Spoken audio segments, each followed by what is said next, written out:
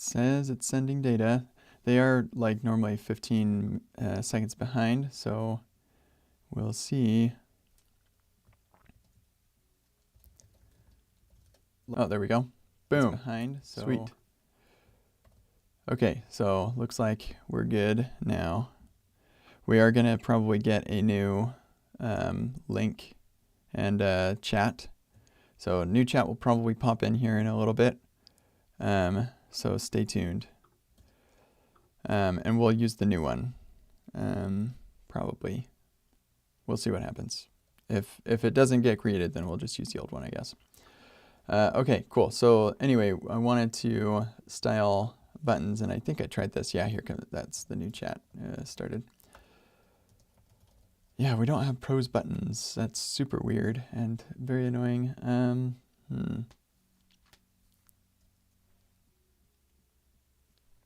So we'll just have to do this.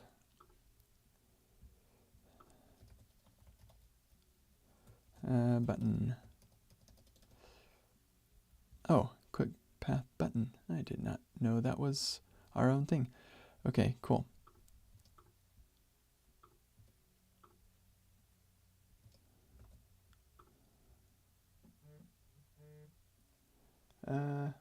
Oh. 1 minute. Yeah, you did send me a couple of PRs. Let me take a look at the changes we've got. So here's a issue. Oh yeah, Prisma. Yeah, we'll look at that. And there was this one too. But you said a PR about the buttons. Let me see.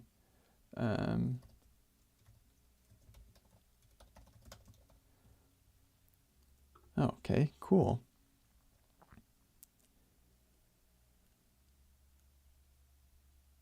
Oh yes, that's great. Thank you. I like that. Oh, and Wojta responded. Oh, that's sweet. Thanks, Wojta.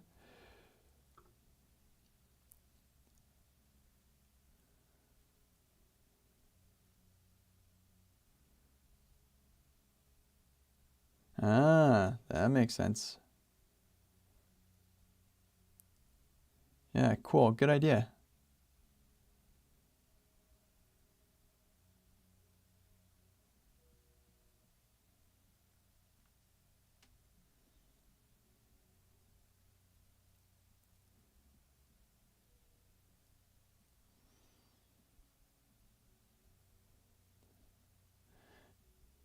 Nice, thank you. That does help.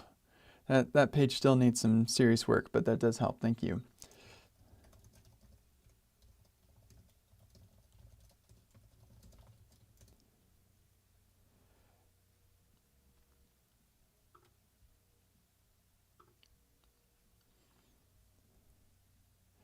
Okay, and let's see, there's another PR here.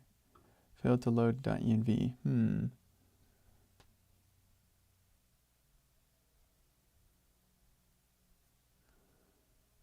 Oh, yeah.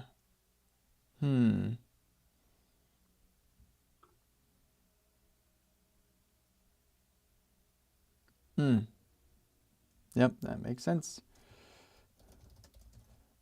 I just assumed it would find the right file, but that makes sense that it wouldn't do that.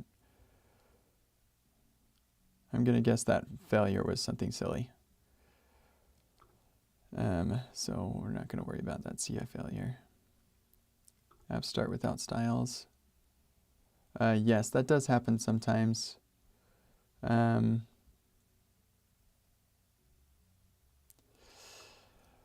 Unfortunately, this does happen sometimes, even outside the Workshop app. It happens when the app starts up before the styles have been written. I think maybe we could add a slight delay between when the app says it's ready and when we actually display it. Something like 200 milliseconds should do it.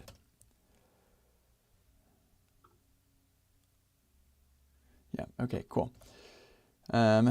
as far as this is concerned, we definitely want to fix this, but I'm going to focus on the content first. And this is also a nice to have that we'll do after the content is ready. I do want to make this very obviously a clickable thing though. So I wonder if we should just use a button thing, but this,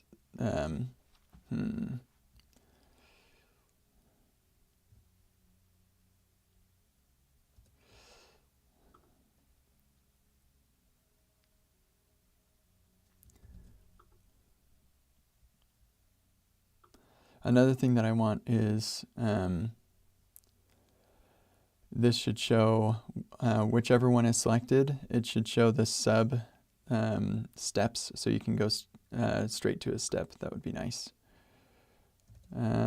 Okay, so this button, I don't know, should it just have a background color or something?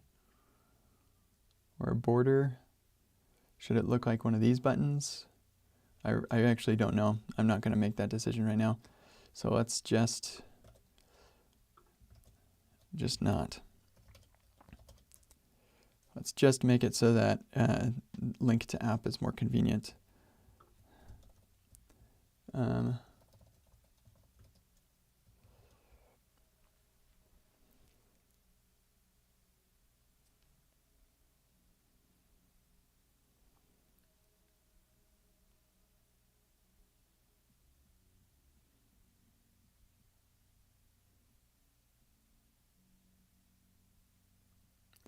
Kind of feel like this wouldn't make sense if this isn't started. Like right here, clicking this will do nothing because this isn't started, and so I'm like, oh, I don't know, it feels wrong. I don't know. Okay, whatever. Let's just push what we've got. Feature link to app, make it default children. I feel like there was something else I wanted to do. No, that's it.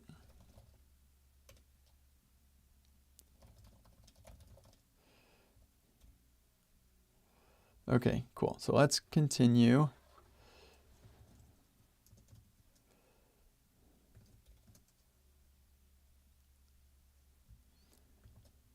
Right.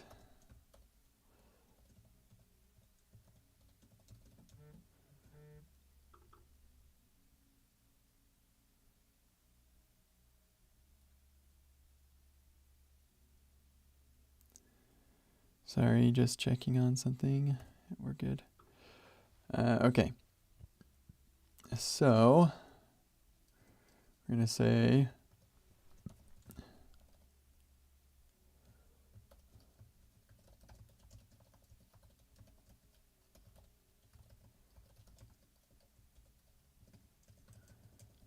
yeah, all these.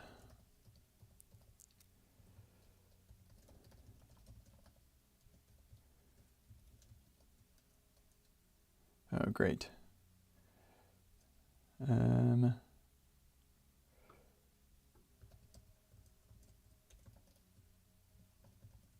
I messed up. Okay, and then this one. There we go.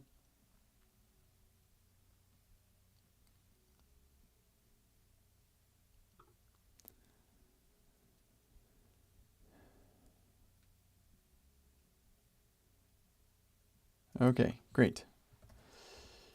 Now, route params. Here, let's see if we're probably not going to have the updated version yet. I don't have an email about release yet, so let's just see what is going on with that.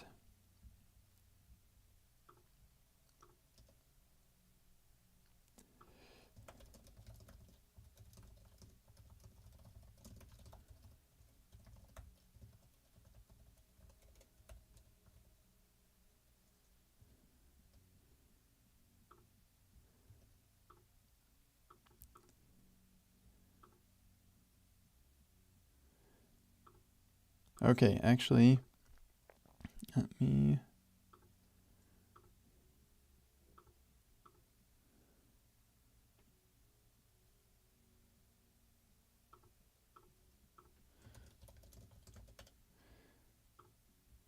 There we go. Good.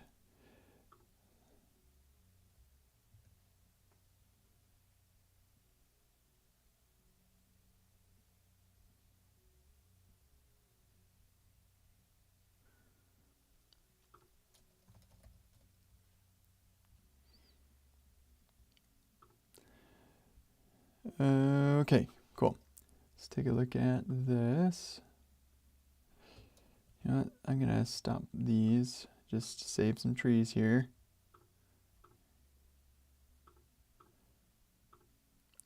I got to figure out why the CI is not working on that.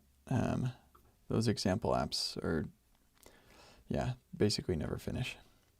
Okay, release is happening.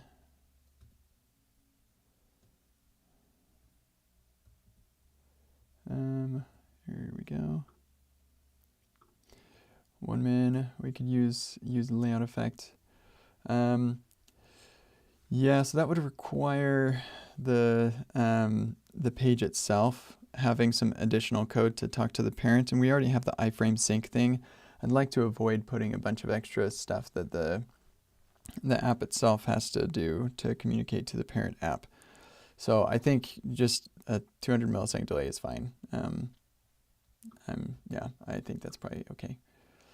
Another thing that we should do is make it so that the refresh button works even if it's not connected. That would help too, because then if things don't look good, people can click the refresh button. Interestingly, if you want to refresh and the refresh button isn't working, you can just click here again and it should refresh. Oh, maybe not actually. Yeah, maybe not. Yeah, you just switch tabs and that would refresh it. Okay, cool. Now we've got the updated version.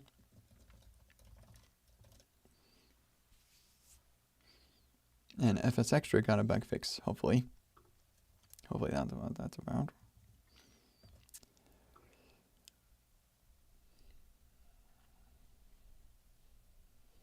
Okay. Here we go. Sweet. So now this, oh, that did not work. Rats. Huh, that's weird. Definitely unexpected behavior there. I guess that's why you test stuff. Huh. So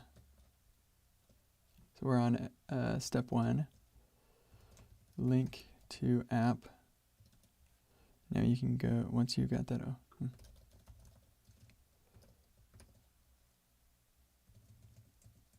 well, this should definitely work.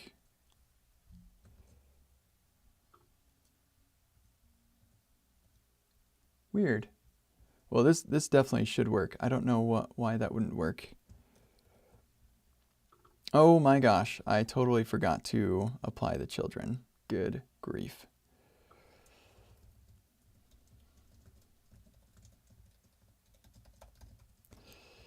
Man, that's weird that I forgot that. Fix apply children to link to app. Man, that's embarrassing. Anyway, let's find other places where we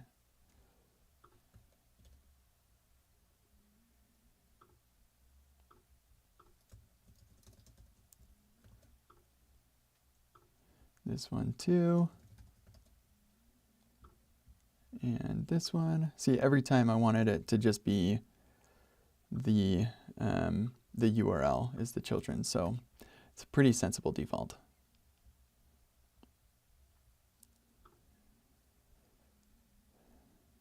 Okay, cool. Let's continue writing the instructions while this did push, right? Yeah, while this is releasing. So for route params, it wouldn't make much sense if every user needed their own file, or if we needed to make a new route for every single user. Yeah, what does that say? Instead, we can... All right, yeah, what else are we going to do? No? You're the boss, Copilot. Okay, so... so in this exercise, actually, let's see what happens on the diff here. If we're looking on, yeah, here we go. Look at the diff, problem generating the diff. Well, that's interesting. Details. Yeah, that is interesting. Okay, this is a rename, and so I don't think we've got. I'm pretty sure that's the difference will be just a rename. Let's look at the app. Utils, nope, routes, users, username, host. Yeah, pretty sure Git is going to consider this a file rename, which is exactly right. Cody host. The difference between these is very subtle, and so it's probably saying, oh, that's a file rename. And then in here, I know at one point we had file renames working, but it's very possible we could have broken that somehow. So let's take a look at, this is why I log out the markdown that failed, the compilation error for code, because it's much easier to find out what the problem is. That is suspect where it stops right here, but sometimes error messages just like stop in the middle. So let's just bring in AST Explorer. There's this thing.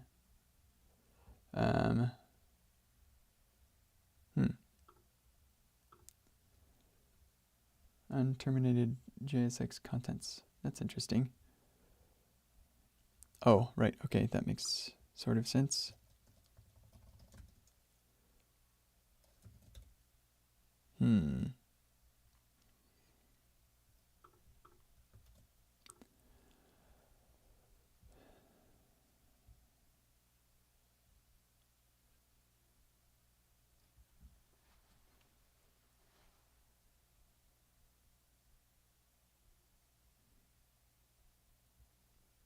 Yeah, I see.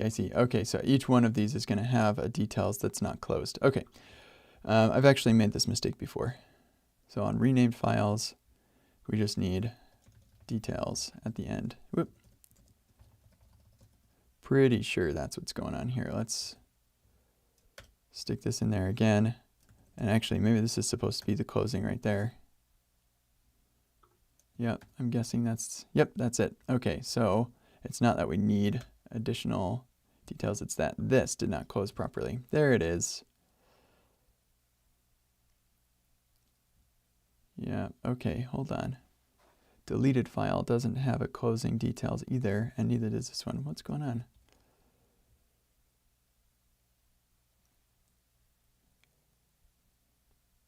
Yeah, that's for each.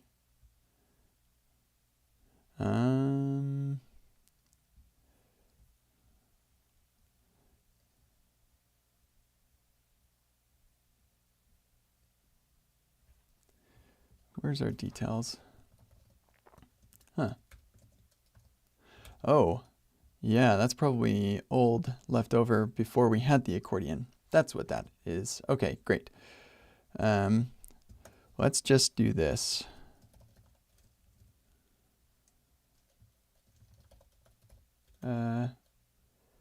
Context, something, there it is. Okay, we cd into packages, workshop app, and then run that. Just make sure that this looks good. That should be 40.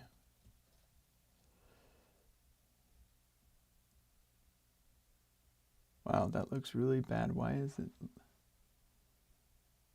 Why does that do that?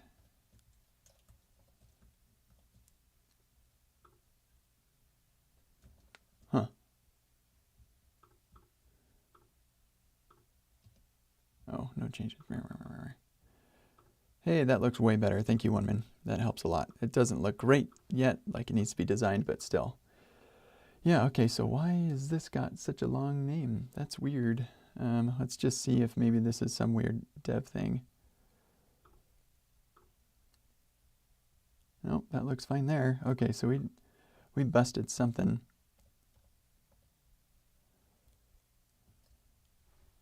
Huh.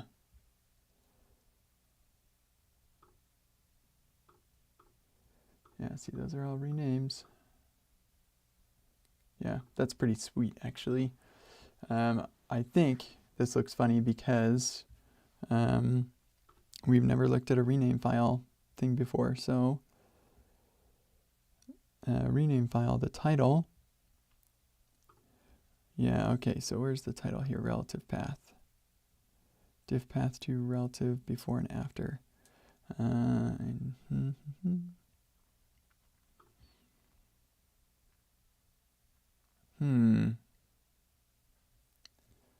Okay, I need to be closer.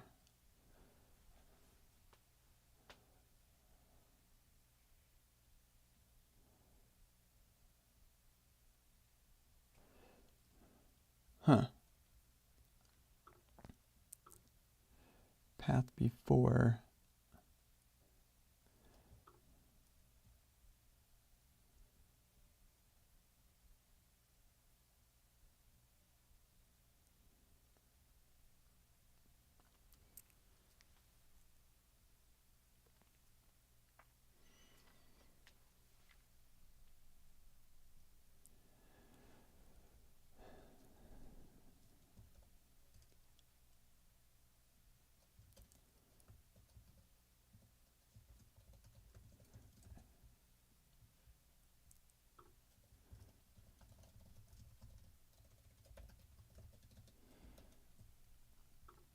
I think I'm gonna have to restart. Okay, and let's go to 01. So this is what a modified looks like. Yeah.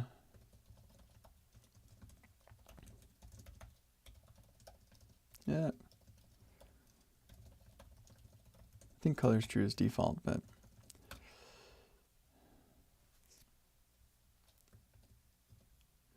okay, here we go.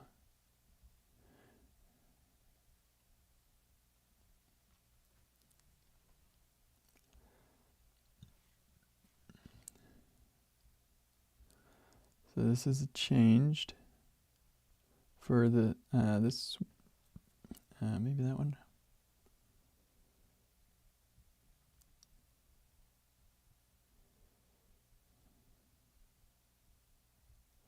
Okay, path. Here we go.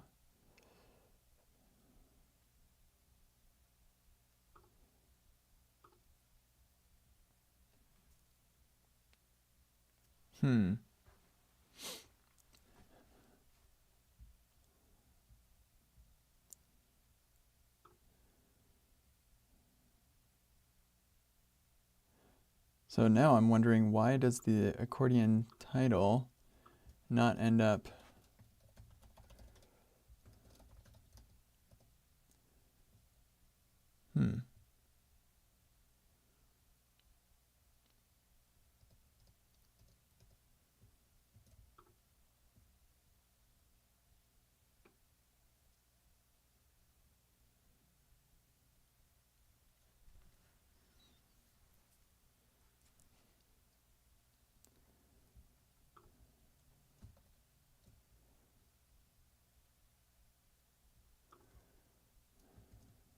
Okay, let's do this instead.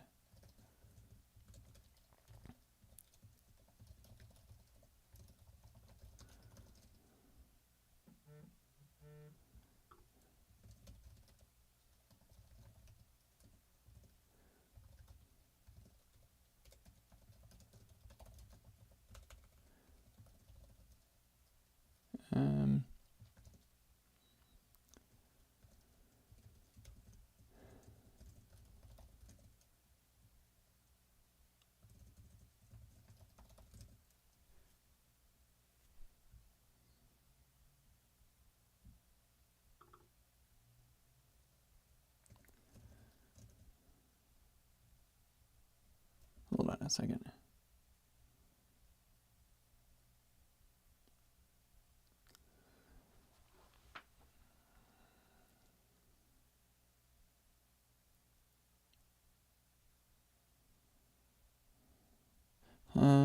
Okay, let's come back here to the rename file thing.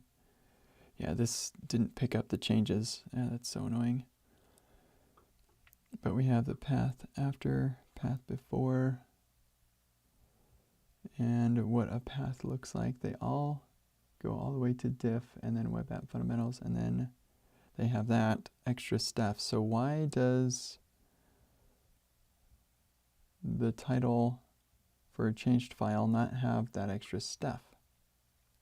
Why does it just start here? That is the question. Let's just double check an assumption here.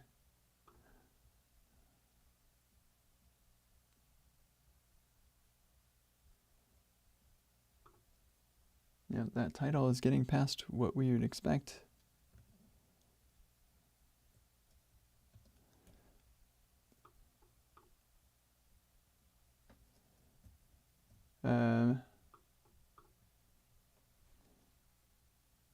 Can I use, yeah, that's sort of what I'm doing right now. On Windows, you've got double slashes too. Yikes. That's happening. Why is that? Oh, maybe we've got the relative path is already escaped, maybe? Maybe that's what happens with normalized path, or I don't know, because we're joining. Oh, maybe.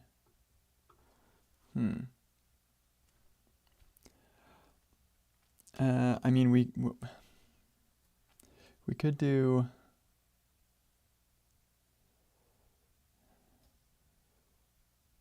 replace that.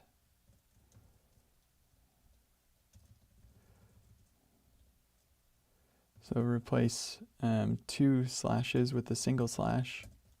I think that'll fix that problem, and I think I'm actually okay with that as the solution. Maybe. Man, I sure wish Windows and Linux hadn't diverged on file paths. That would have, like, so much of platform incompatibility is just around file paths. Okay, well,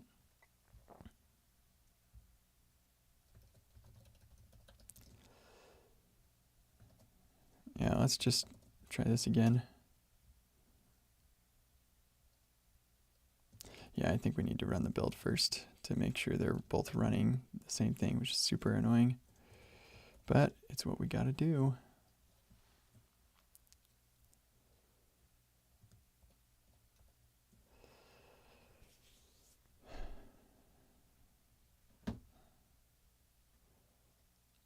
Okay, here, let's just try this one.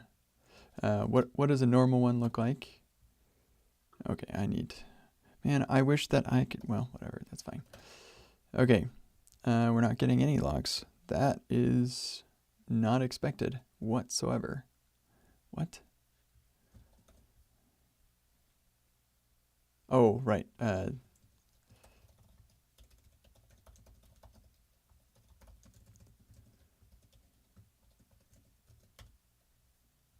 No? Rats. We're not forwarding the query param maybe?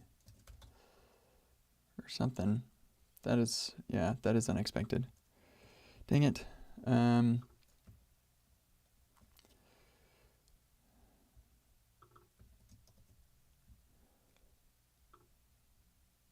the request shows up.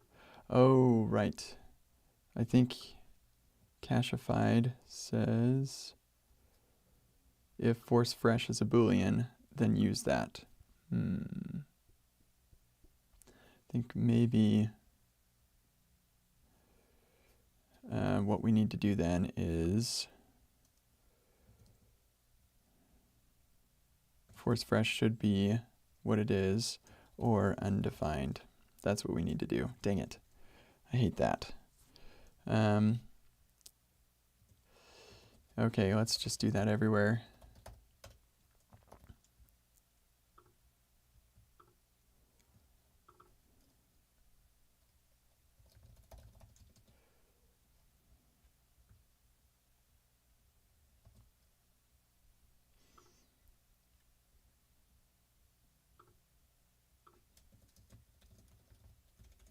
Wait, get force fresh. Undefined. I think that does it for everybody. Yeah, there we go. Okay, so that should fix that.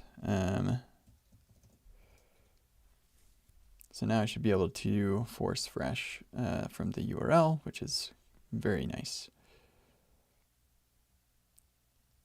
Okay, these are too many logs, so we're gonna just do one at a time. Oh, right, I took off force fresh. Try that again. What? Oh, man, okay, this is starting to be a bother.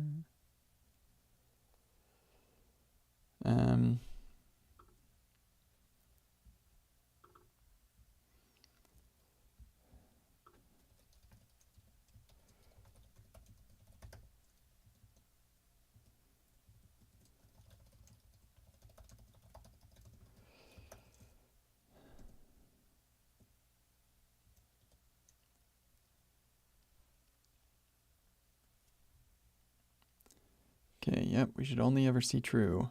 Yeah, we should not see false. How is false showing up?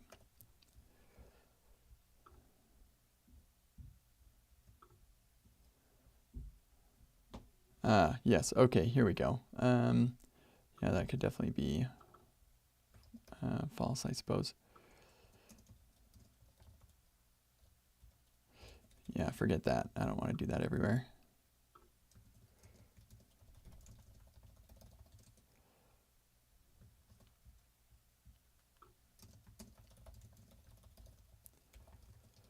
Okay, but then we're talking about the diff server. And that one uses this, so we should be good now. Okay, let's try it one last time. And I'm supposed to be on break, but okay, doing this did not fix it for you. I'm not sure what will. Yeah, unfortunately, I don't have access to what you're running. So if you could give me a suggestion, then I will use whatever you suggest. I need to fix in diff tsx. Okay. So title, replace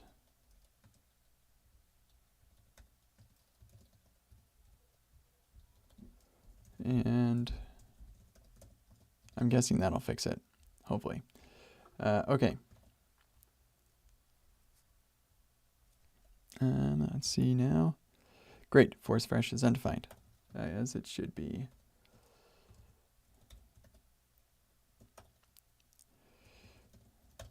And that is more correct. We only know that we should force fresh in a specific instance. We don't know that we shouldn't.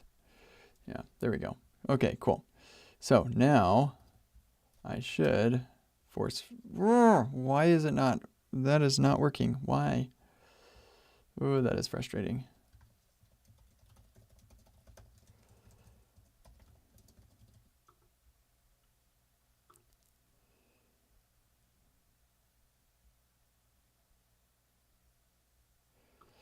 I'm supposed to be on break right now.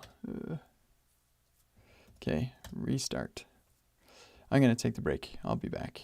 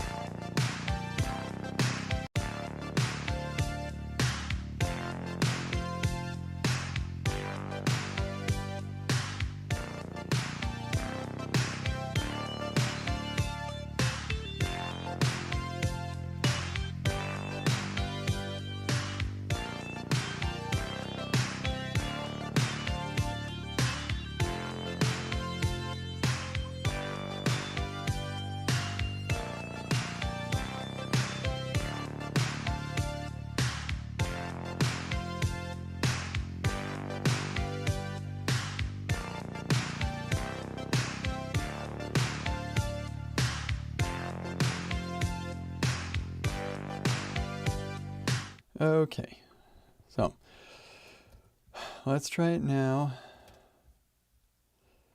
Great. So we got a bunch of force fresh undefines, but oh, fresh. Man. There we go. That whole time, I mean, it was important what I was doing, but yeah, wow, that. Oh, yeah, huh. So every time we call get apps, it's getting a fresh version of everything.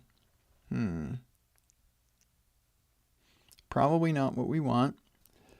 Because we call get apps like 17 times on this page.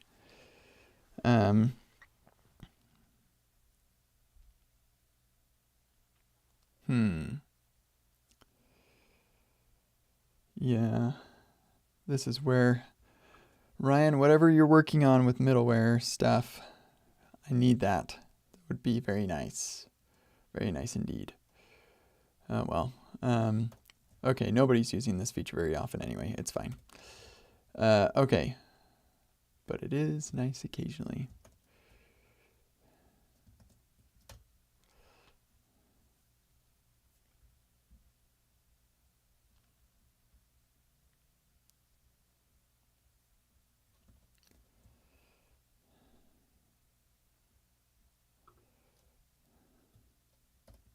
Okay, now starting here.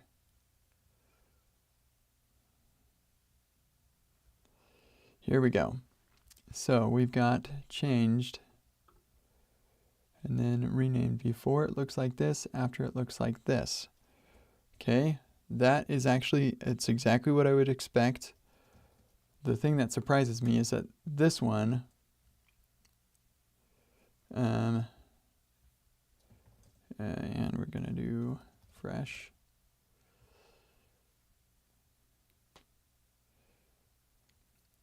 Yeah, it just says change. Oh, huh.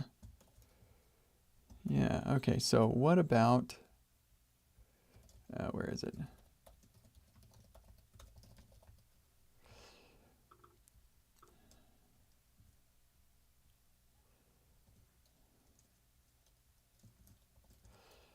File path.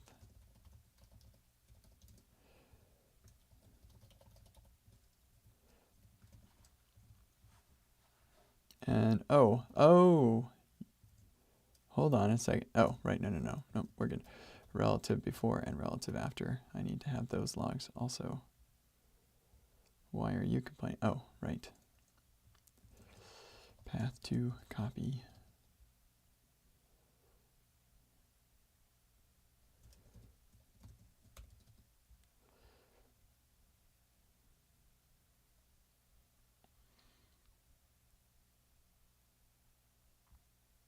And that's not changed. This is just for all of them. We'll stick it in changed though.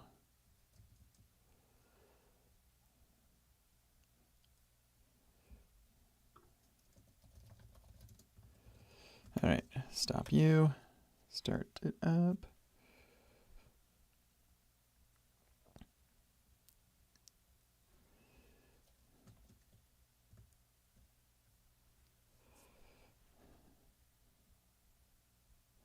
Okay, here we go.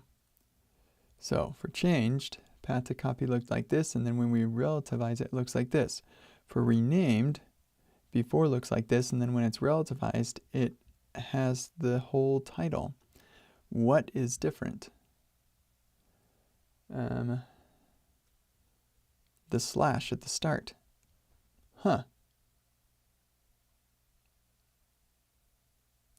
That's weird. Definitely not what I expected. I'm going to sit down.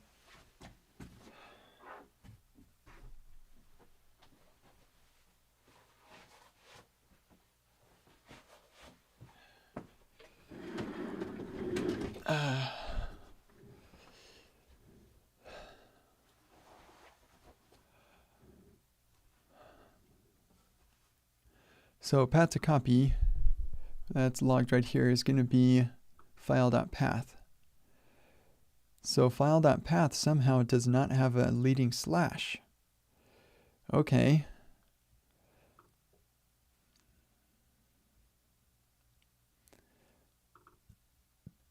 And path before and path after do have a leading slash. So that's one thing that's different.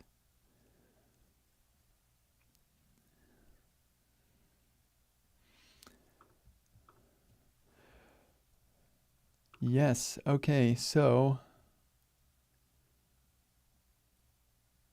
we're splitting by the path separator.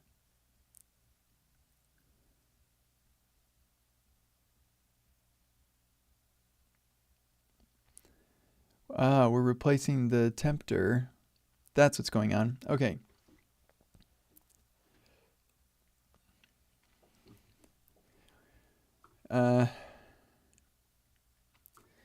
Here's what we need to do.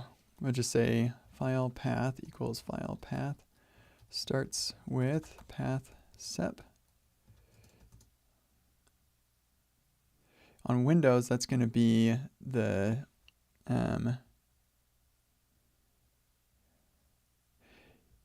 yeah, I think what I probably noticed was that this is missing the path separator at the start. So we slice off,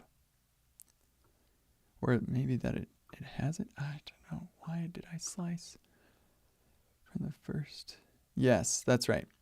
So I noticed that it was missing it for this one. So I slice it off here so that we this replacement works. But then it has it here, so that's weird. So what we're going to say is if it starts with the path separator, then we'll remove it, I guess. Or we could say if it doesn't start with the path separator, but then we've got to think about Windows because that'll start with like C drive and stuff.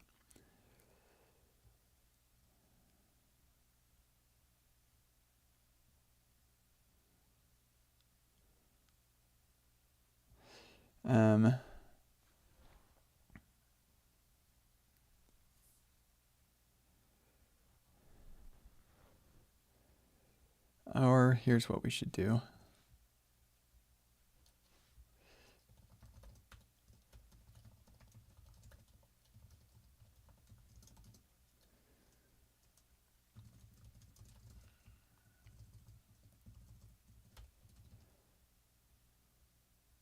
That's what we should do.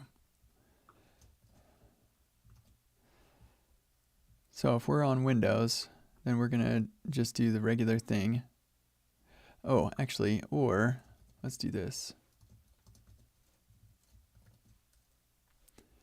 So if we're on Windows or it starts with the path separator, then the regular thing is just fine. Otherwise, we slice off the first bit. That works. That'll fix that. Okay, pretty sure we will get our desired behavior here now. I want to take off the fresh thing.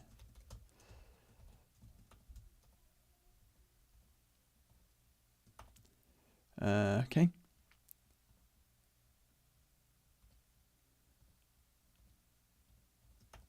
Something weird. There we go. Now we're talking. Dun, dun, dun, dun. Yes.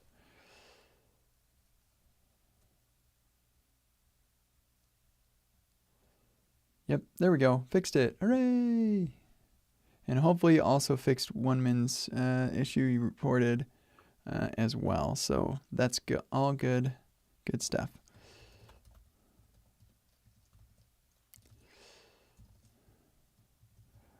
I just, yeah, there we go.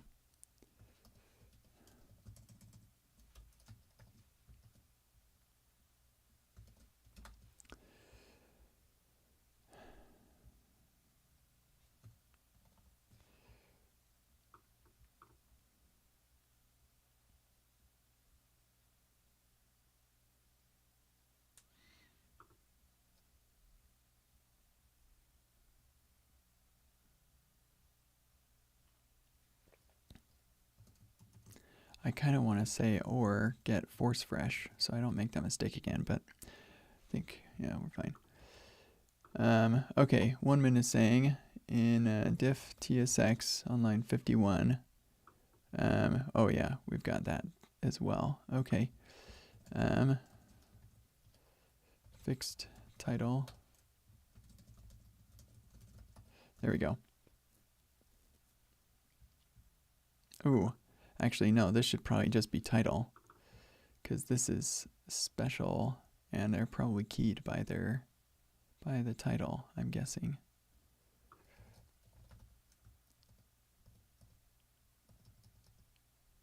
No?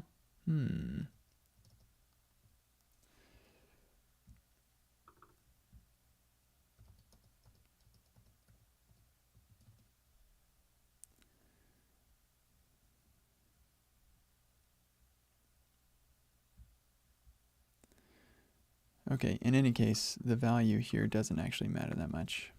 It's just what's displayed. So let's go with that. But we will actually put it in a variable. Somehow on Windows, we get double backslashes in the title. So we'll just remove those. Okay, cool. Windows is a big shrug for me most of the time anyway. Okay. Fix, rename, diff, and diff titles. There we go. Hooray! Hopefully I don't have any other changes to make. I want to focus on the content now. I'm sure there will be many changes to make.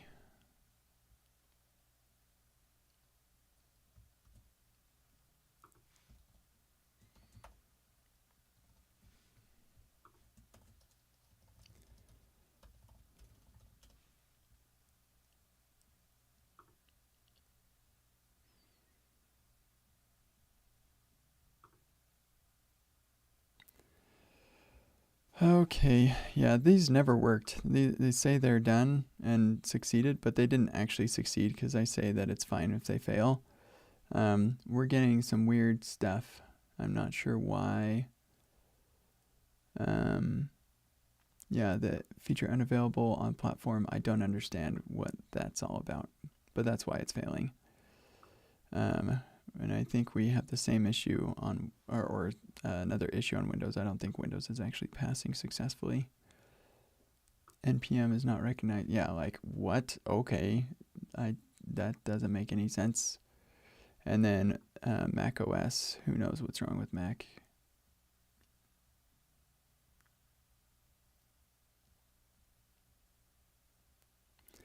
Yeah, so I have no idea. One of these days I'll have to figure that out though. Okay, so let's scoot this over. Not touching that anymore, hopefully.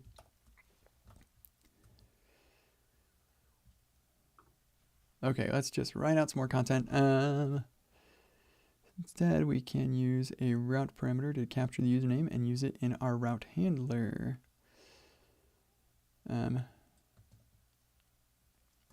We typically call these params.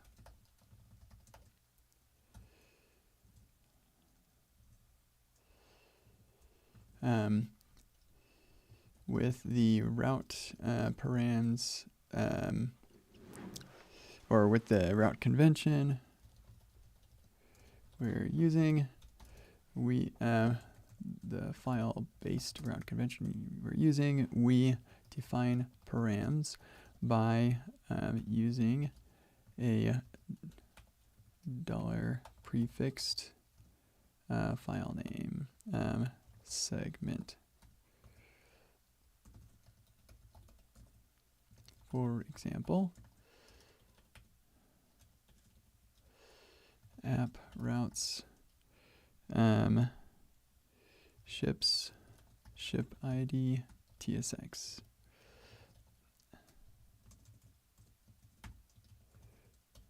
App routes bookings booking ID TSX. App routes chats sorta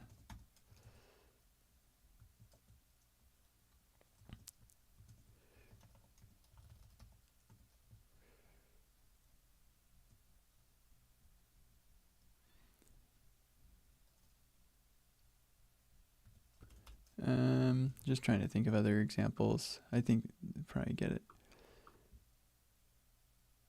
Oh man, accordion TSX is not.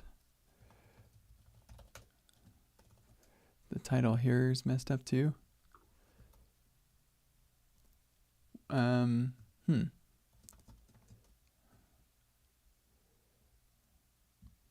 Where's this accordion being rendered?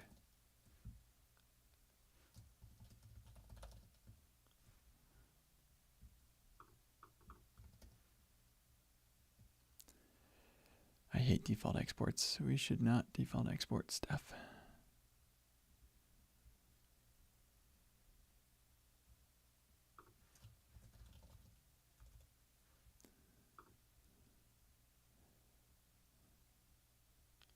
This is going to be in the test runner.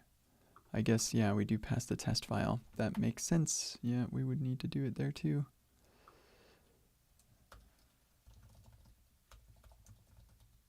Where's my fixed title? We're just going to do the same thing.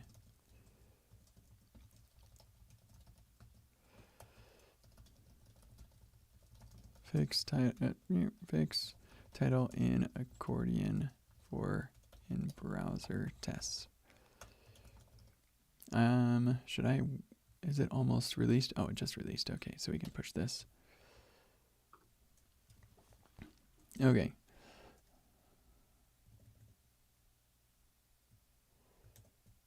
Yeah, that's plenty of examples. All right. Table of examples. No, come on. Can you make me a table in MDX?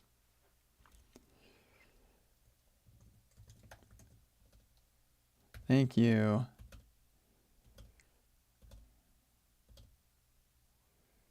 Except I don't want to use that. No. Here, actually back that up.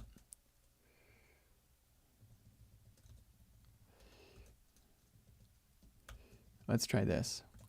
Here are those routes in a table.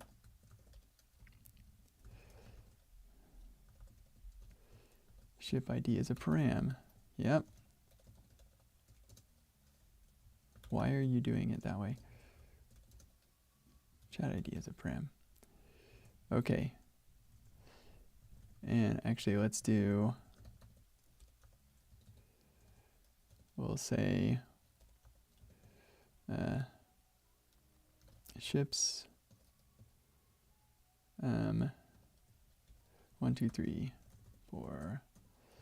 B bookings 1, 2, 3, 4. And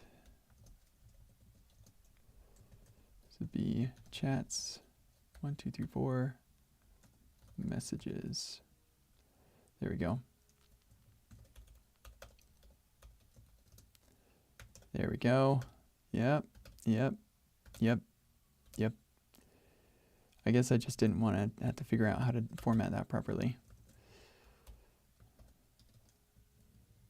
Ta-da! Sweet. And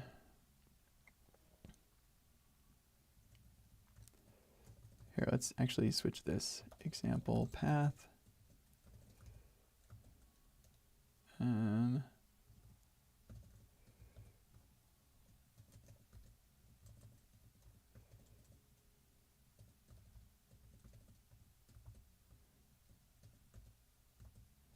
There we go. Route file example. There we go. See what this looks like. And a table not styled might not look so good. We'll see. I don't know. I haven't really thought about how this would be styled.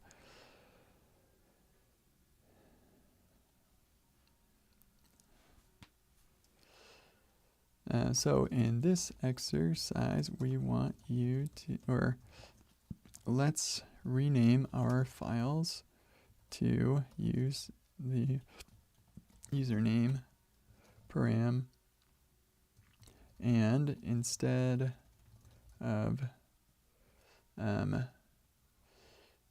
rendering Cody, we can render the username from params. You, let's see, Marty the money bag will say you can get the param value from use params, which you can import from remix run react. All right, let's see here. This is complaining about something. Who knows? Oh, we're not on the right thing altogether. That's what is wrong. Here we go. Hey, that looks not too bad, actually. I'm gonna go with that. Sick. Okay. Problem generating the diff. Okay, yeah, fine. Let's start this thing over. npm update. Sweet. I think we got that last change, maybe.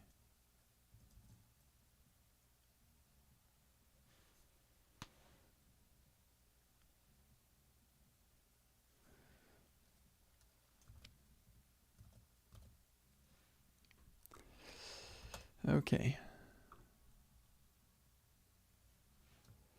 There we go. Yes. Wonder how bad that looks when we shrink it. Yeah, it's okay. Sweet. So we just rename Cody to username. Boom.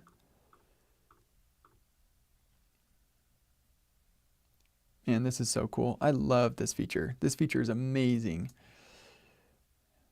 I got it so that we could have the highlighting for syntax and the lines, and I just, yes. So awesome.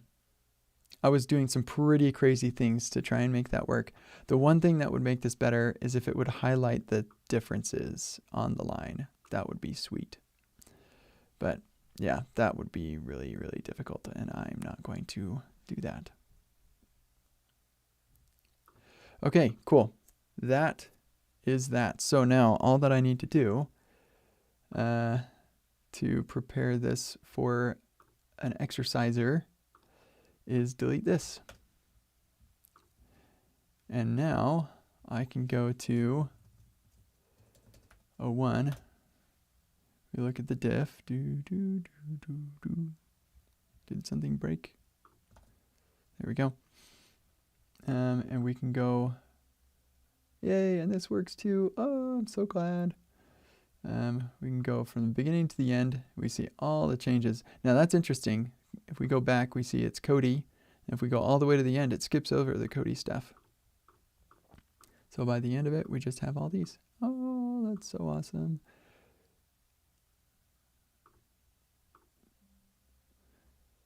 Create those files. Yep. We don't have the index file as part of this. Yeah, we need the index.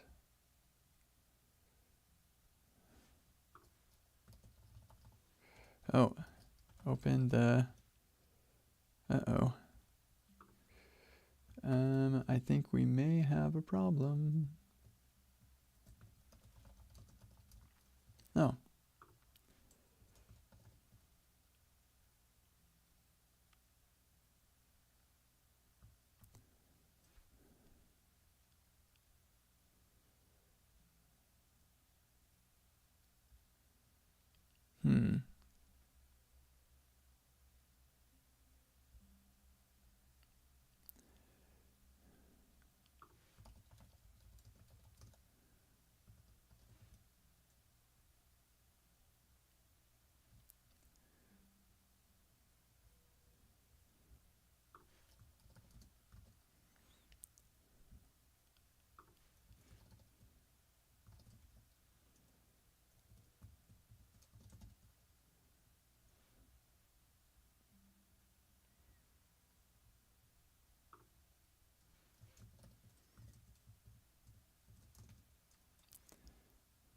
There we go.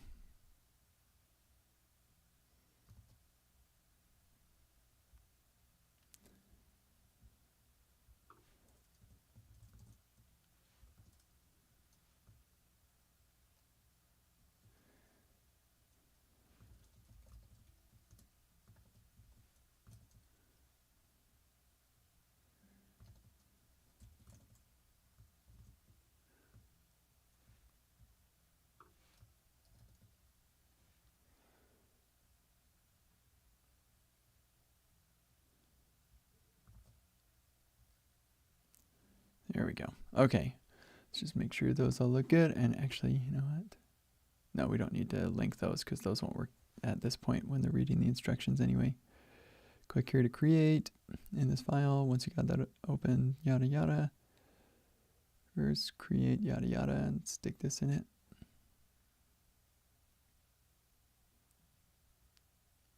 I do think I need to have some sort of visual indicator that this is a button.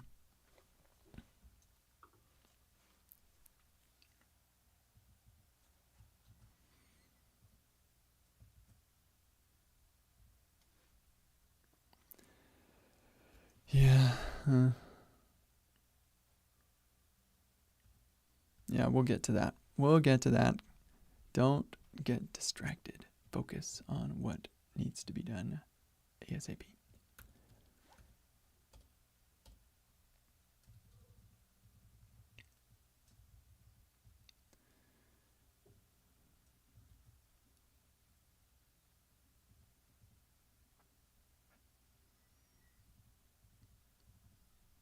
Boy, it just occurred to me that linking all of those sticks a little quick open icon thing everywhere.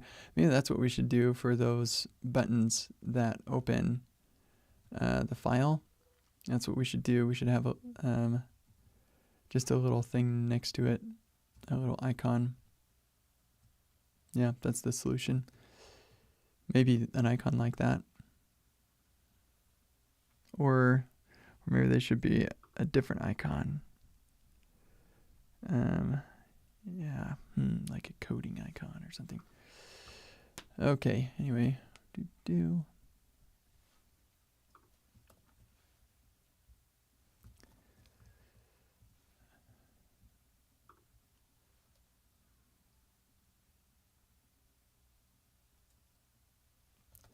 Once you've finished with that, you should be able to go to any username and it will display that username. Here are some to try. Link to app to users Cody. Here, what is Copilot? Brandon? No. Out. What are some, there's Leet.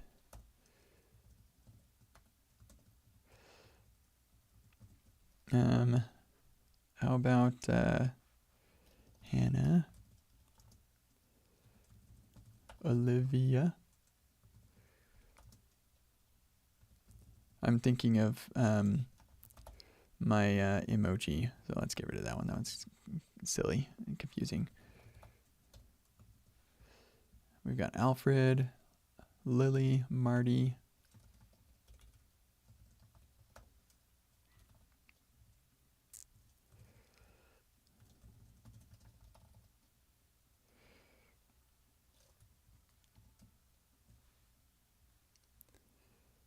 Okay. Wow, those are all spaced out a lot.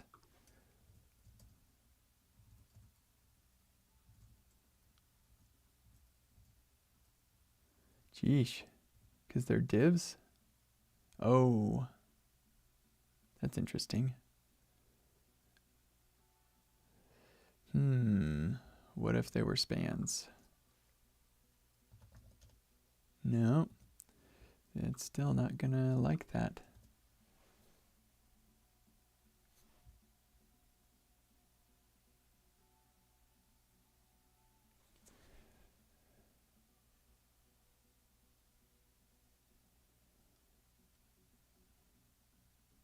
Okay, let's do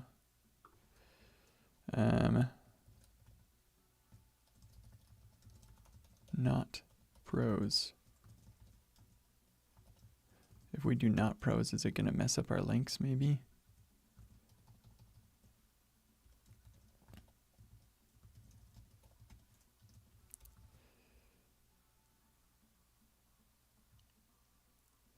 Yeah, it does. It's kind of annoying. I've got an idea.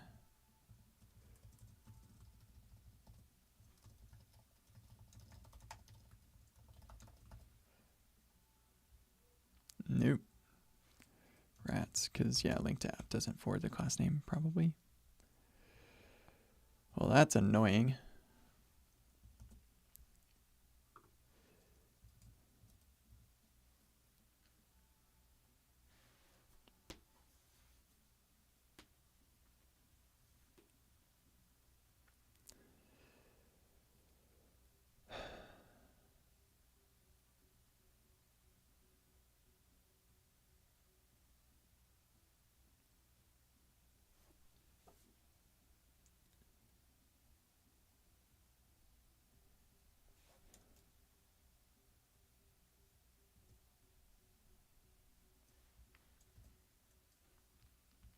I'm confused why you'd ever want this behavior.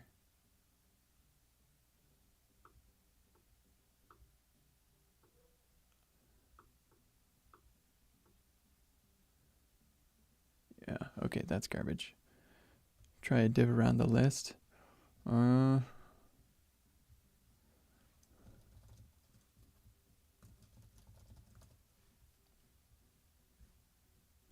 Why did that work?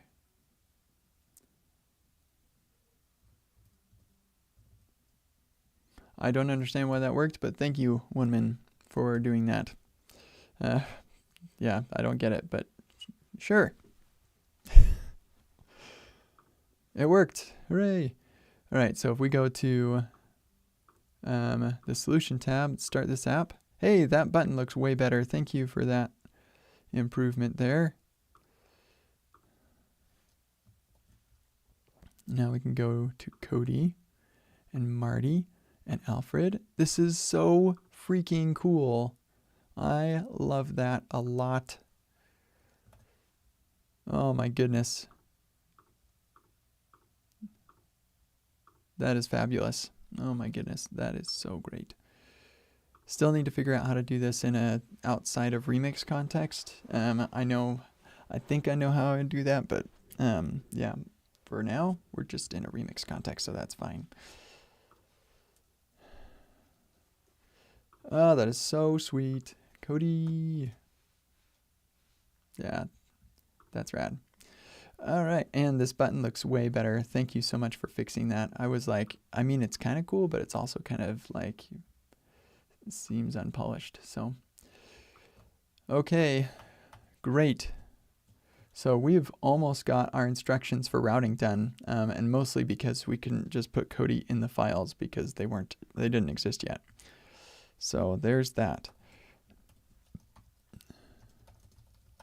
Here, let's just make sure. I don't think we've got to do this, but yeah. Scripts fix. Yeah. Let's see. Finish routing codifying.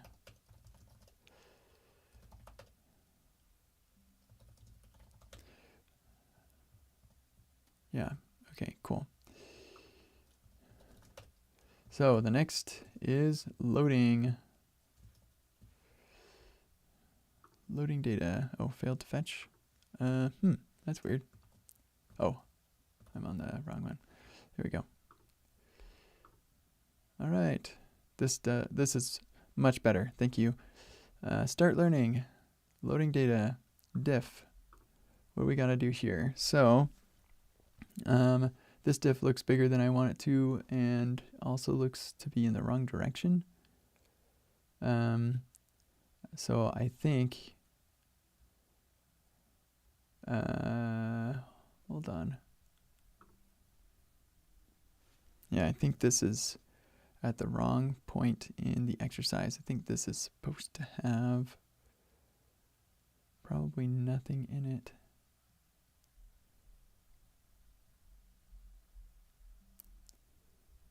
Settings profile. Yeah, pretty sure we don't want to have the loader in here. That's like what we're writing first. And I think we really just want to have this. And we just want to say data to do. You need to implement the loader first.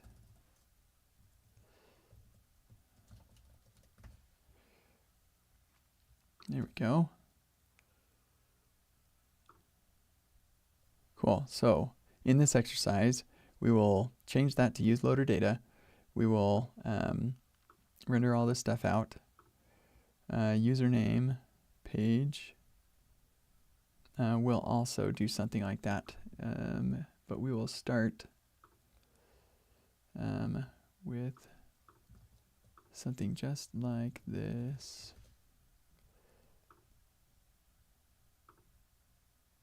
Actually,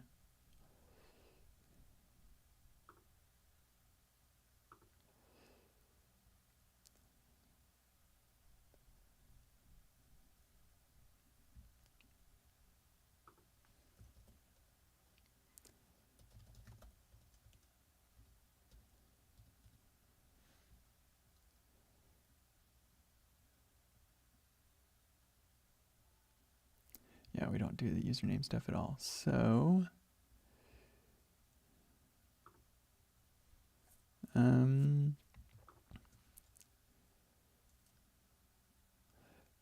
you know what? We do want to leave this here, though. So I think for the first part of this exercise, the first solution will still have some of this stuff.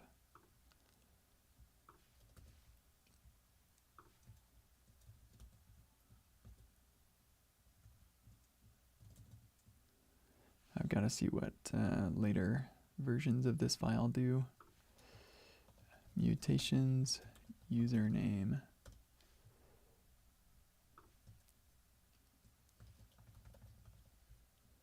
Yeah, okay. So that's the order of those imports. And it does come second. Okay, cool.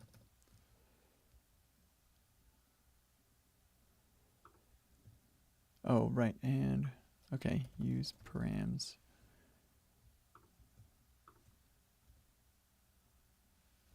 And link, and I guess we won't have that.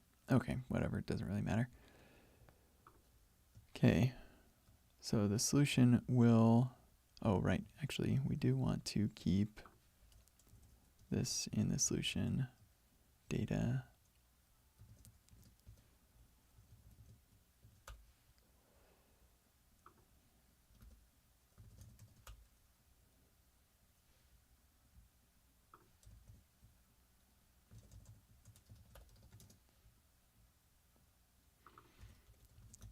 Put use loader data at the end.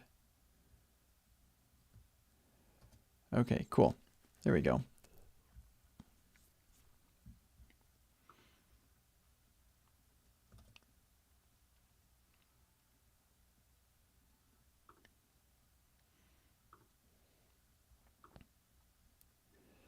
Okay, so in this exercise,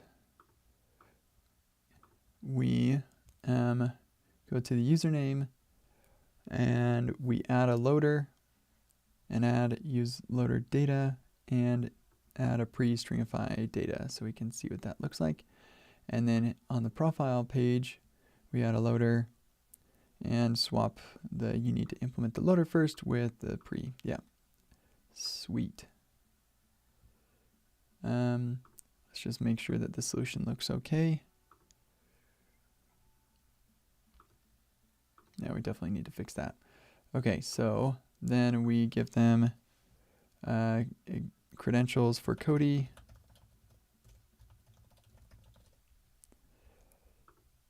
And we take them to their profile page. That blows up. That's interesting. I did not expect that. Oh, right, because, yep, okay, that makes sense. So actually maybe our problem should get rid of these links so they don't bother, because that is going to be busted anyway. And you know what, let's just get rid of all this because we're not going to use that either.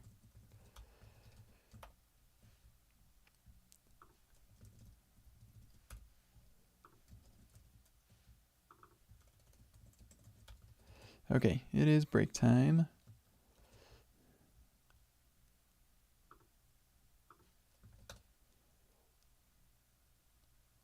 Cool. And then create your profile. Takes us here. So we've learned about loaders. You can load data. And then we'll also say users, we should probably seed some specific users so I can use them in here. Yeah, that's what we're going to do after the break. I'm going to update the seed script so that we can seed specific users that I can use in the instructions. Okay, see you after the break.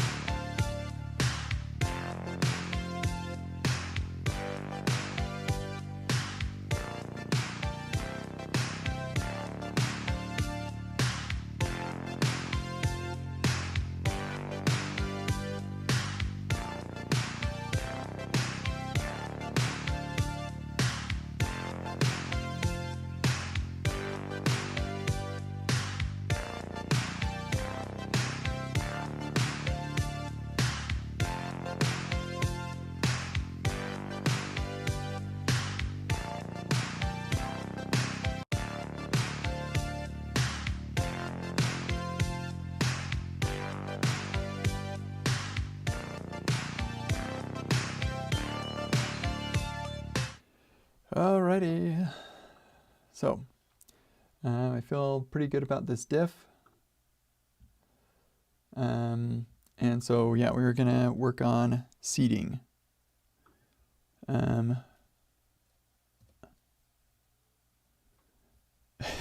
Amir, unlearn everything so I can learn from scratch.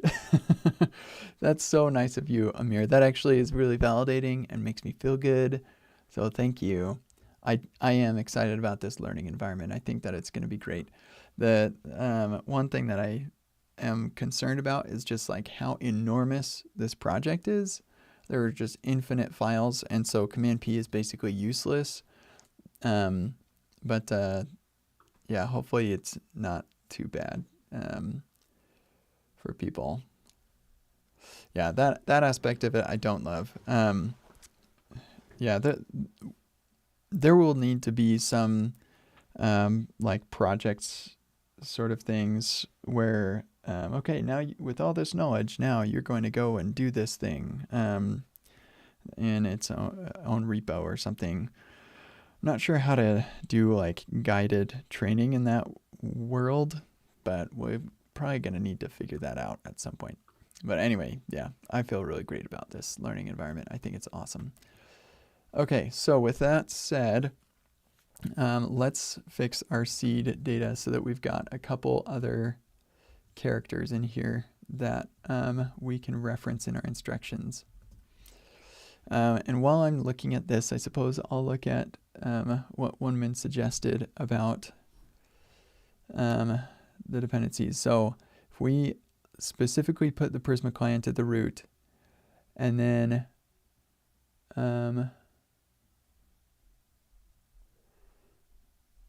do generate.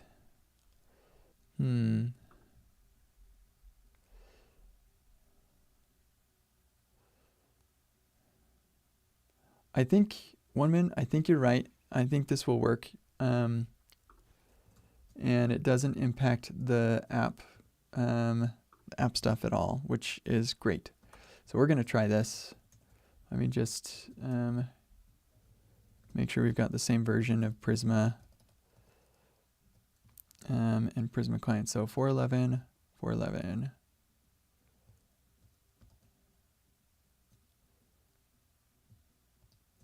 Okay.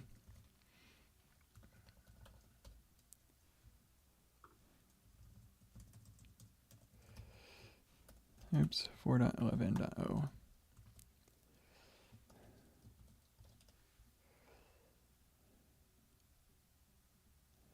And then Prisma generate.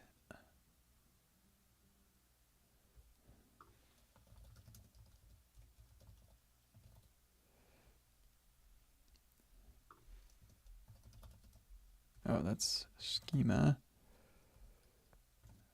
Exercises. Oh, man.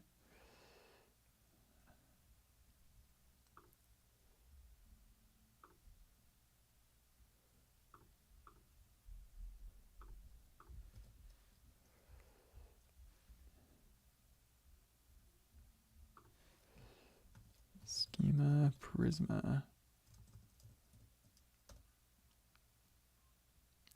So that generates the client in node modules, and I think it will load properly. That's okay, Wunman. You don't have to push a PR for this. I think I know what to do. Thank you, though.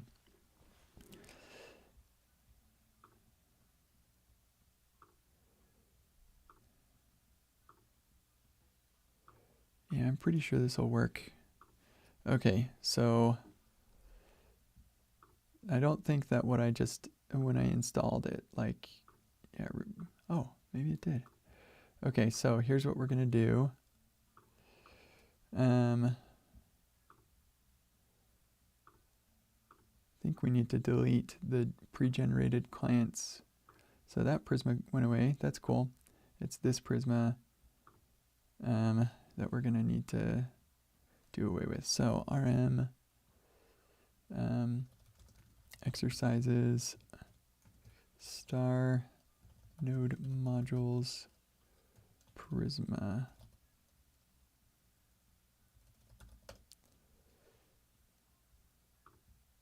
And that directory is empty. That's fine. Okay, so let's just make sure that the apps still work.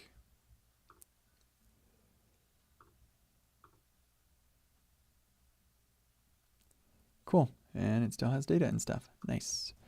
Okay, so then the other thing we're gonna do then is let's update the seed script. So what I like about this solution is that it is way faster and it doesn't impact the apps themselves. I want the apps to be as minimally impacted by the fact that they're in a workshop as possible, as far as like the code and config are all concerned. So, yeah. And there was, this may require your, or sudo or admin privileges and may ask for your password.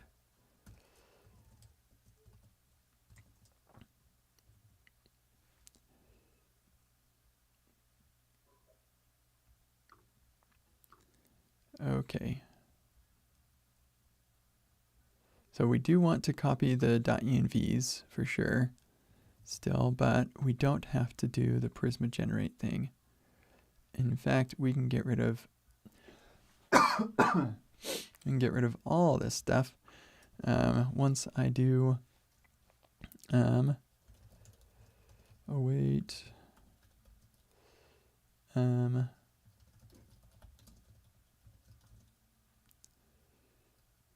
Yes, that is exactly what I want to do, except this is MGS, so we don't have a dir name, do we? Nope. I'm pretty sure this will just be run in the root directory, so it's fine. This we want to be npx prisma generate yada yada yada.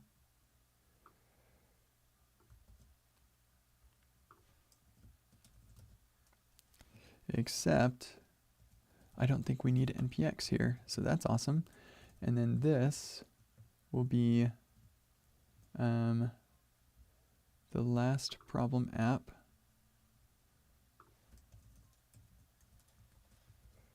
Relative path.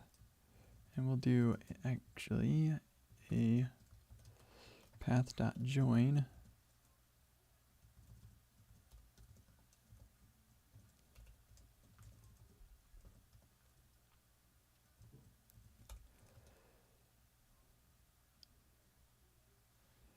We have path in here, right? Yeah, okay.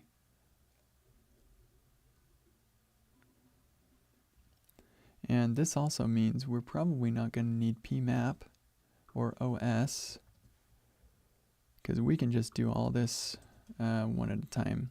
It's very fast.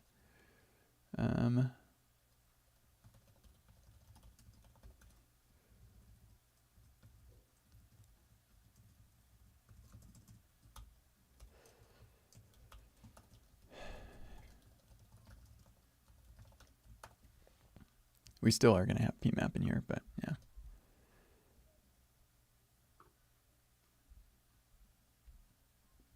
Oh.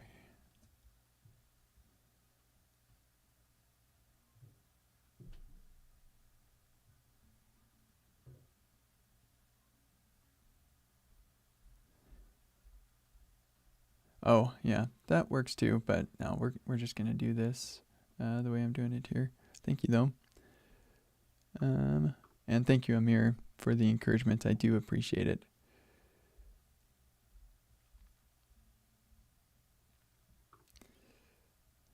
What's kind of interesting is what is unique about this learning platform is that it all runs locally on your machine. And so, yeah, I've not seen anything like that before. But that's the goal, is I want you in your editor. Whatever you like, you want to use Vim, you want to use WebStorm, you want whatever, you're working in your editor. I think that's important. And this tight integration is pretty sweet. Okay, so we go through them all, we copy them all. Whoops. And then we say generate last schema.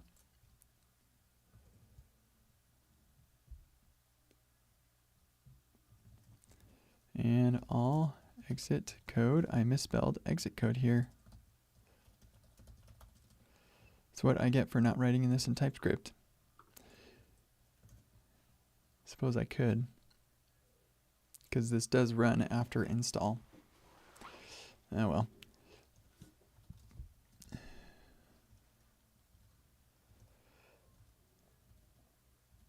That's it. Yep, that setup will be much faster. Yep. This won't work for a workshop where we're changing the Prisma schema, but that will have a special thing. This show only errors from, oh. Yeah, if we do standard error. The problem, or the thing that I like about what I'm doing here is that sometimes standard out will have information that's useful when trying to figure out what caused the error. So I am going to go with the all true thing. Even though, yeah, I understand it. It does kind of make sense that you would maybe not have to do that. But yeah, I like being able to log everything out if there's an error and log nothing if there's not an error. Because sometimes they'll send stuff to standard error that is just like informational, like spinners and stuff will go into standard error. So I don't want those to show up unless there was a problem. It hid all errors for you. Maybe elaborate, please. Remember the initial plan was to run a local app. Yeah, what I have is way better. Completely agree. I mean, it still would have been running local stuff. But yeah, you're right. It never would have been as good as what we've got now. Yeah, so it is pretty sweet.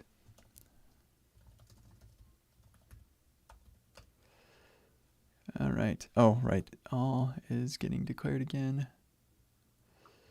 Let's do playwright result.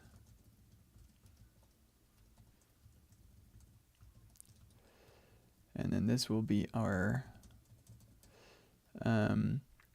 Prisma result.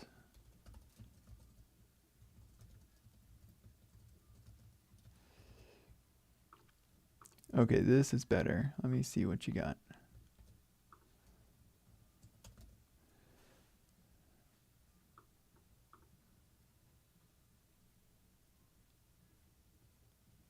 Oh, you're pretty much just calling out this. No, so I specifically don't want to have anything showing up unless there's a problem. So yeah, I don't think it's useful for people to see all of the stuff that's going on as part of the setup. And so that's why we're going with all true, so that it just holds it in memory somewhere, and then I can log it if there's a problem. So that's why we're doing it this way. See, that's what it should look like. It should look like that. Yeah. And we should add a log here also.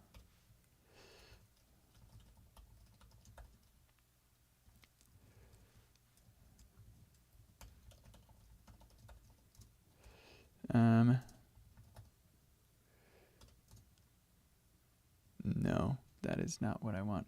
How about a triangle? What? No, not one of those.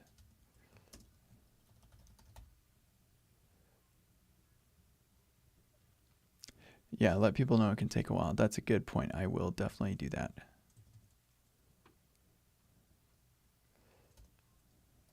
That does not render.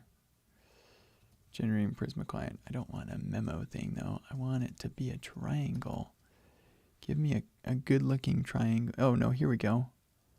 This like half triangle thing. Where's one that's like vertical though? What do they call that? Half. Yeah. There it is. We're going to go with that one. Boom. That looks great. Generating Prisma client. Prisma client generated. Okay, good stuff.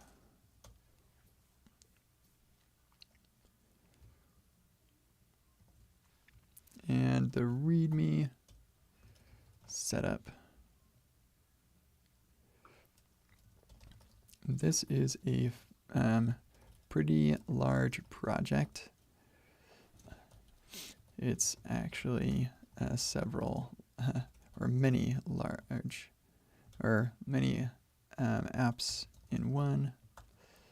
So it can take several minutes to get everything set up the first time.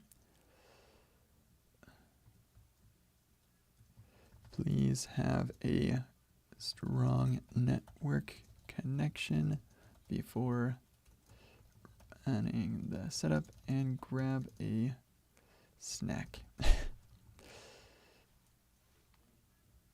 There we go.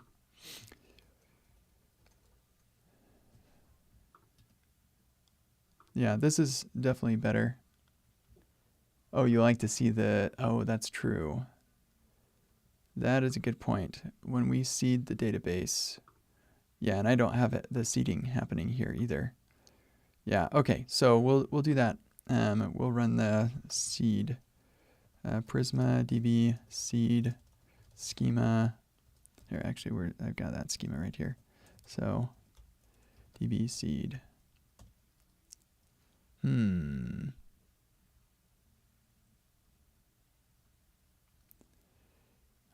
Interesting. So yeah, we will want to set the current working directory for this command. Okay, so console log, not installing dependencies, that already happened. Seed, here we go. Seeding the database.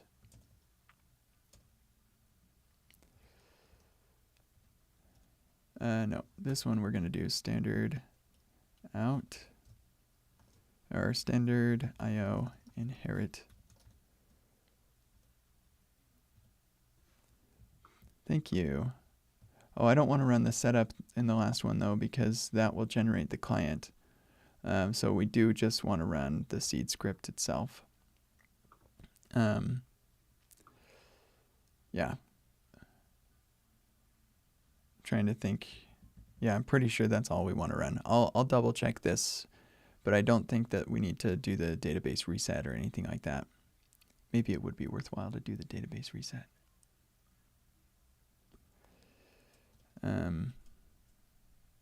Oh, the Prisma migrate. Yeah.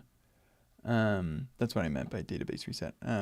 We're not doing any migrations here, and the database is in their root directory. So I would be surprised if we ever had an issue with that. I think we're okay in this workshop to not do that.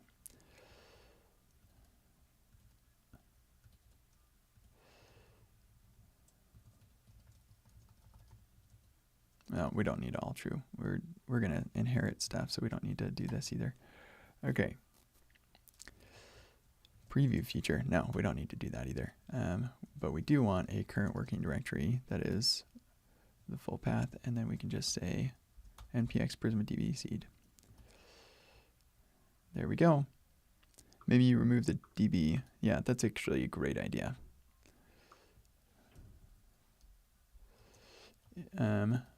Delete data.db if it exists.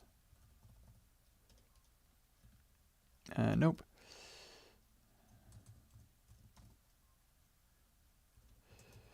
From, okay, come on, try that.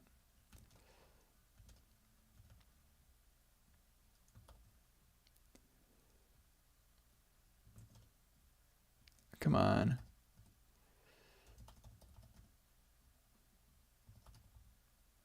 Remove.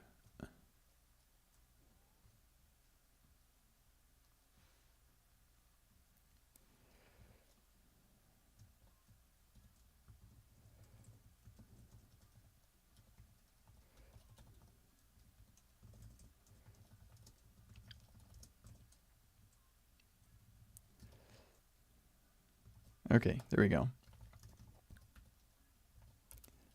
Setup custom.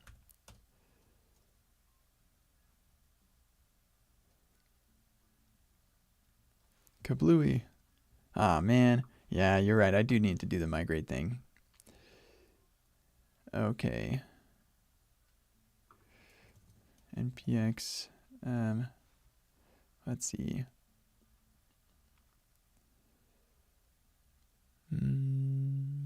Yeah, probably just do it here. Prisma migrate. Where's my setup script? I basically need to do what's in the setup script, but yeah, migrate deploy. There we go. That should do it. Yeah. And actually, before we get to that, since I'm going to be running the migration anyway, let's go to our seed script and add a couple of users that are specific with specific names. So we're going to have, it didn't work without calling npm run setup. Yeah, we're going to basically do the same thing that npm run setup does. Okay, so where's users?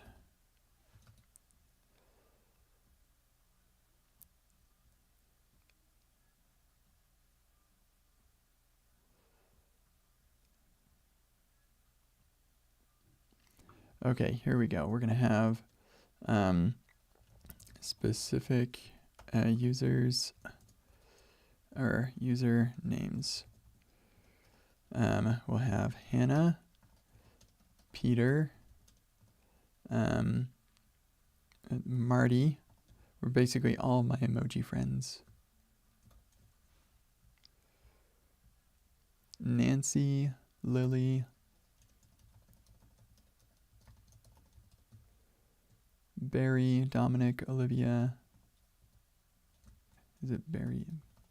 Barry, is that? Okay, Barry versus Barry. I think Barry is the name. I think, yeah, Barry with an A. Whoops. Sorry, berries of the world. Barry the bomb. Olivia. I missed somebody. Dominic.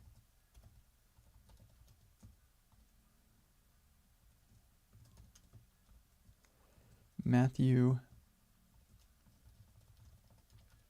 Check. I already got Peter and Alfred.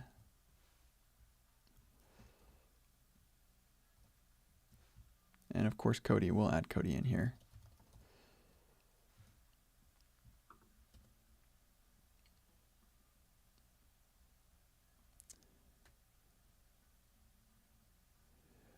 So Oneman, you're saying I also do Prisma generate. In the last problem map, I don't want to do Prisma generate though, because Prisma, at least in the last problem map, Prisma generate, I want that to be done from the root directory. Unless I'm mistaken, I think we need that to be done that way. That was, I believe that was your idea actually, that it uses the schema command line argument. But maybe it's not necessary. Well, I'll test that out. Yeah, I'll try that. Okay, so these users, I think we probably want to make sure that we can define some of them as hosts and renters and things like that. You do it twice. Once for the root and once for the last problem map. I don't think we want to do it twice. I think we only want to do it once. Why would we do it twice? And if we want to do it twice, then why don't we do it for all of the apps? Yeah, I don't think we'd want to generate the Prisma client twice. Okay, so what I was initially going to think about doing here is that maybe we could just have the first X number of users have those usernames, but that's not going to work because I do want them to have deterministic profiles as well.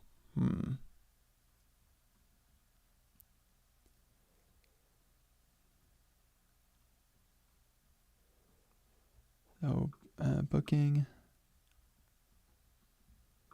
renters with bookings. And we take 20 random renters and give them bookings. Yeah, rats. I'm starting to think this seed script needs to be a little bit more precise. It's really annoying.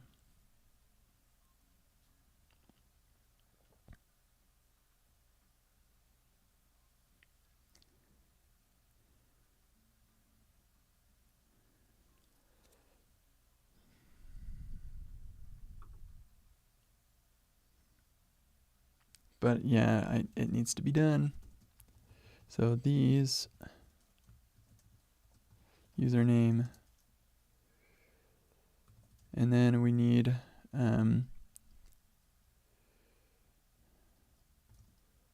host bookings. Geez.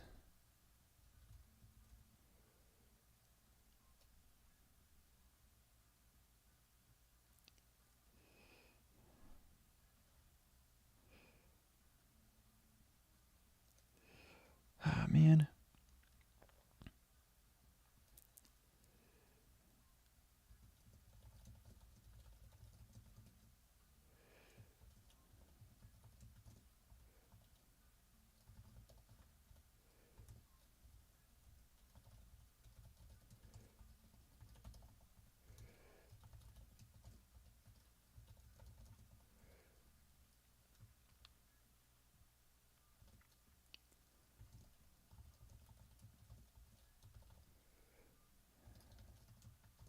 Yeah, this is just the worst. I hate this so much.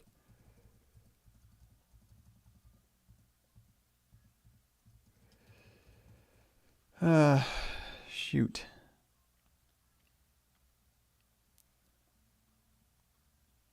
So we do already have the special page that lists all the users. And so I could just say, go to that page and choose a user that has the rental and whatever.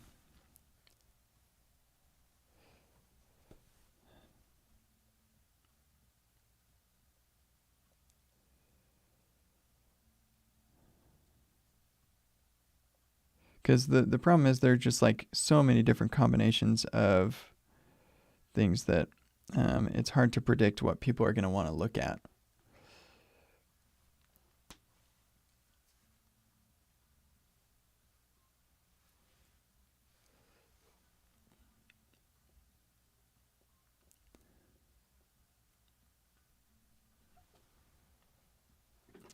See, and I chop up the users into a couple different slices so that we have here the renters, here are the hosts, here are the admins. And so, yeah, this is already kind of hard. Dang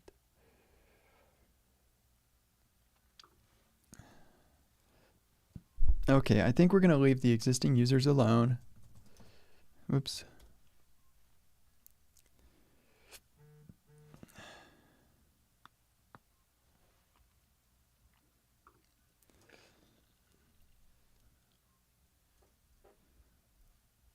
Okay, here, let's just make Marty, or insert Marty. Marty McFly is a user that has 3 ships,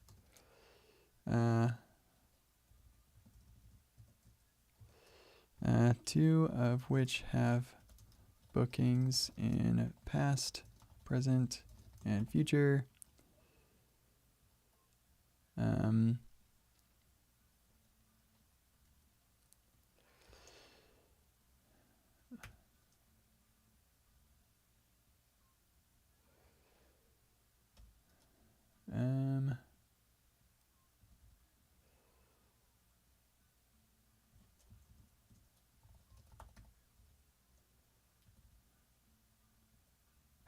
No.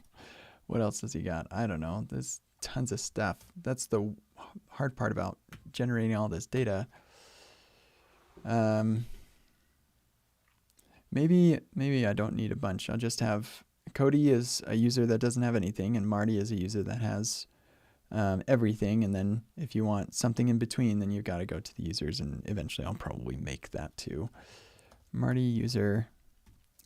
Okay, so await Prisma user create data.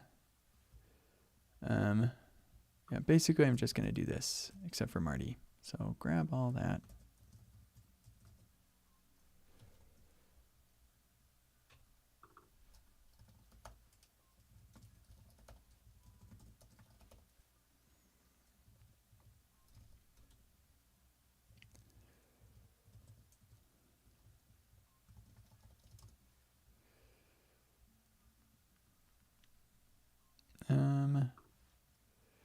Let's see.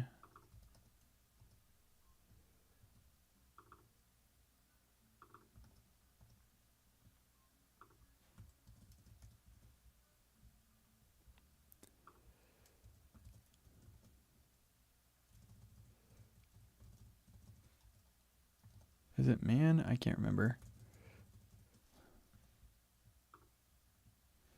Is it male?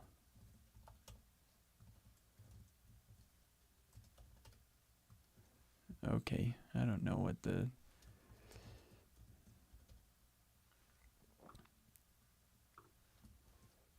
Men. There it is.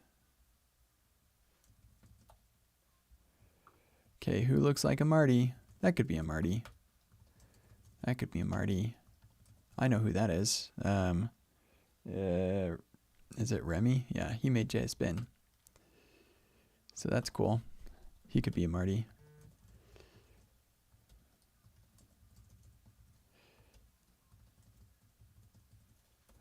I'm not going to go through them all, I promise.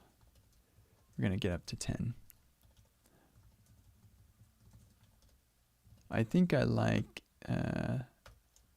no. I think I liked this guy. Whoops. This guy. That's Marty. I actually feel like, yeah, here's Marty. This is Marty. That's what Marty looks like, apparently. Okay.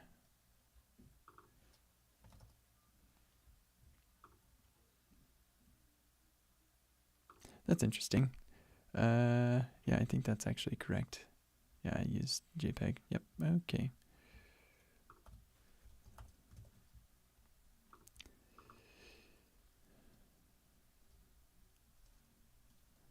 Marty rocks.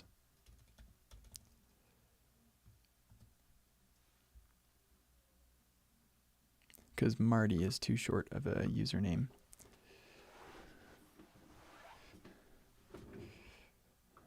Or maybe it's Marty Money, because he's Marty the Money Bag.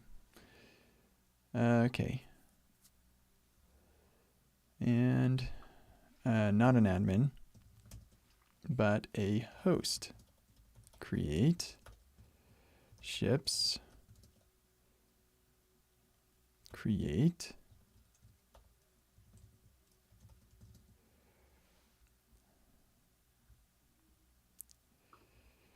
Create ship.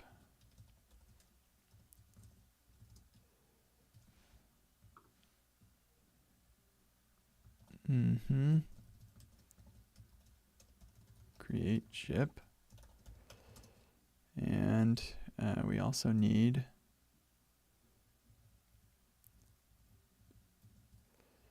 the model, the Marty 1. Do I really care to make a do a model? No, we're gonna grab Marty ship models. He has all the same models. Await Prisma ship model dot find first. That's it.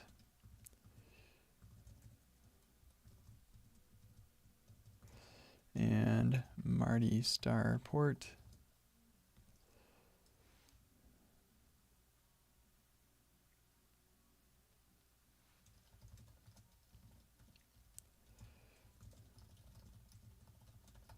Marty,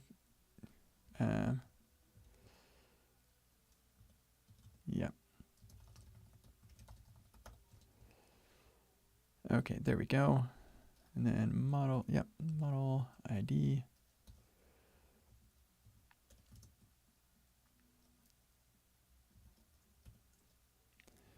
Okay. Let's see.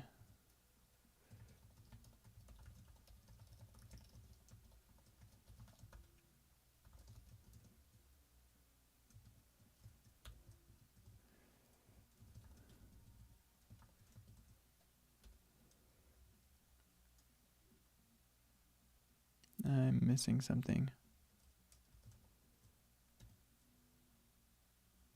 I am still missing something.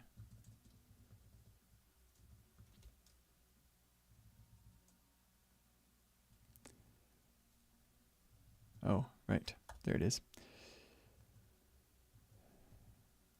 There we go.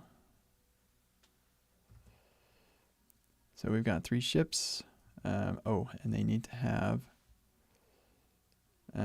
reviewers.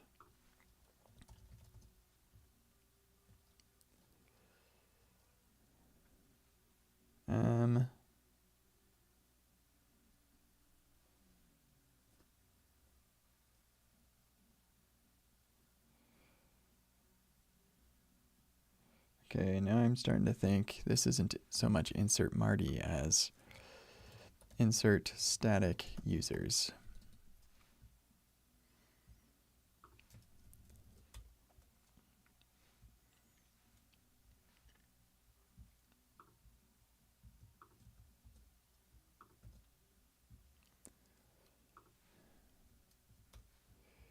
Okay, so Cody's our admin. Admins can't do anything yet. Hannah user, create user, or let's do Olivia. And Olivia is a pretty basic user that is a renter.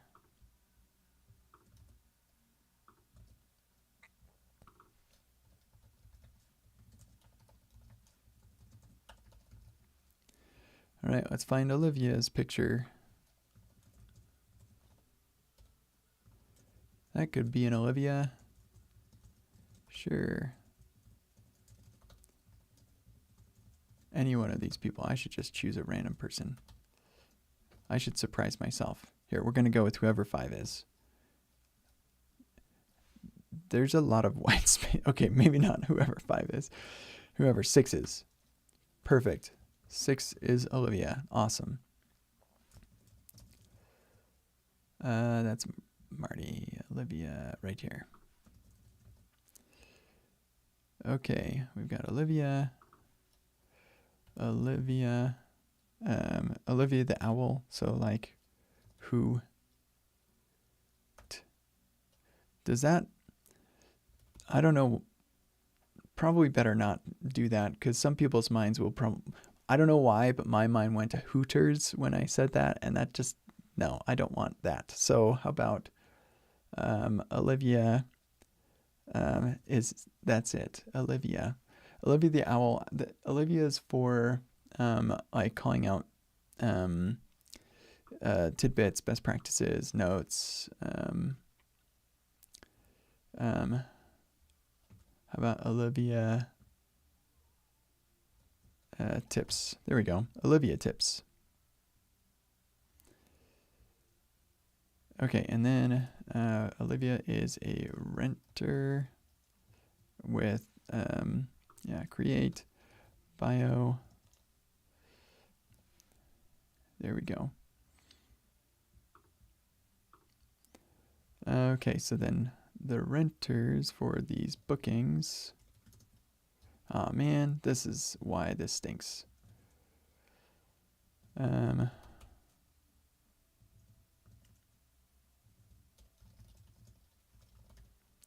now we don't even get an error for that. What? Oh, it's loading. Blah. And we're not getting an error. Good grief.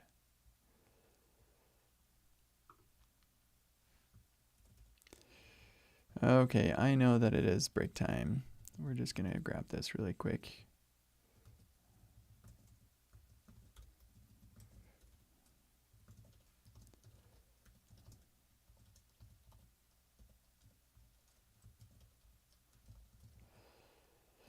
Man, this is the worst. I hate this. I need to do this differently. We need to make a function out of what I did because I've done this already. It's all up here. So we just need to make this easier. So I'm going to take a break. And also, I feel like I'm wasting time. I need to make content. We can do the workshop, but it's not perfect and can be difficult in some small instances. And we can't do the workshop at all. Let's focus on finishing it so you can do the workshop and then we'll make the experience a little bit better, right? That's what we're going to do right after the break. See you in a bit.